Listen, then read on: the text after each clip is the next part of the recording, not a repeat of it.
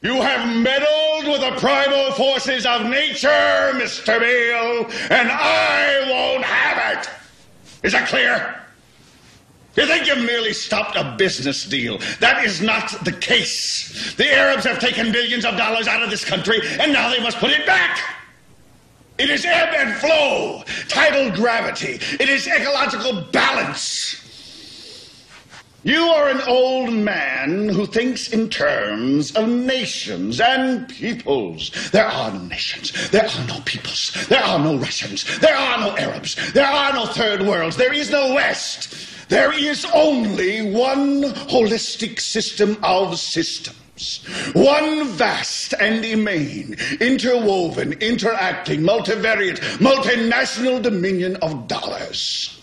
Petrodollars, electrodollars, multi-dollars, Reichmarks, rands, rubles, pounds, and shekels. It is the international system of currency which determines the totality of life on this planet. That is the natural order of things today. That is the atomic and subatomic and galactic structure of things today. And you have meddled with the primal forces of nature. And you will atone. Am I getting through to you, Mr. Beale? You get up on your little 21-inch screen and howl about America and democracy. There is no America. There is no democracy. There is only IBM and ITT and AT&T and DuPont, Dow, Union Carbide, and Exxon.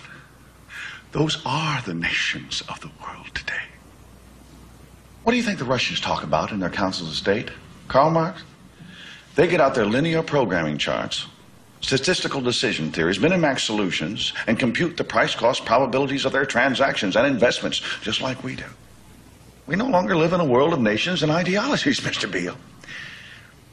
The world is a college of corporations, inexorably determined by the immutable bylaws of business.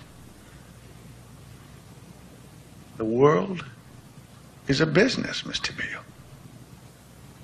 It has been since man crawled out of the slime. And our children will live, Mr. Beale, to see that perfect world in which there's no war or famine, oppression or brutality.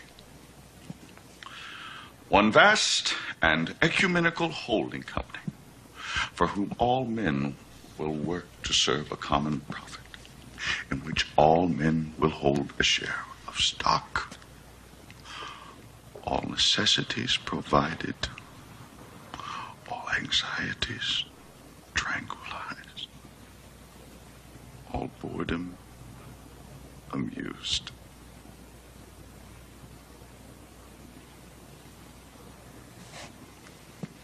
And I have chosen you, Mr. Beale, to preach this evangel.